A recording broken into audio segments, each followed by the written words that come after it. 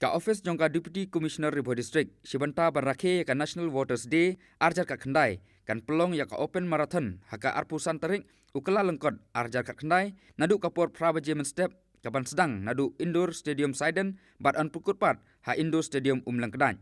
Ki kusnam nakabenta ki nongjob kan long, san hajar, lai hajar, bat ar hajar, nakabenta kan thei bat senrang. Kitu ki bodoh nega jingtumu bani Shibanta, kila ban lej ban register haka office jong u District Sport Officer, nongpo, nadu ka khandru terik ke lalengkot, hadu ka arpsau terik ke lalengkot, hakipor terikam office.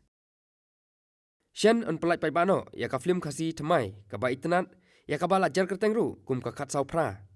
La penwandor ya ka nega film, tau ba Kenny Lengdo, kum u director, ka ba lawan lam, da ka Dreamline Production. Bala penmi dari ba Sain by Soymoy, ba ikong dari Walang. Kane ka film, kan long ka wei nek film kasi, ka ba temai, ka ban ketik ya ka jingmut juk perkat, ya kitu, ki ban pej ya ka. Barkadon ru ka khana sapang ki politician, ki baron kiti haki ba bunjat ki kam aurea. Hakane ka film, onyo i ya uteng shop lang khamat, dau samla Eliezer Bare, ubalong uteng shop, ba paunam ka jela. Ubalai Shibanta teng, haka film lorni, balaya don lang, dau uteng shop ba paunam ka Bollywood, u Adil Hussein. Kamtam une uteng shop, ulong ba pau bah haki babun ki short film, kumjuru ki video hapo YouTube.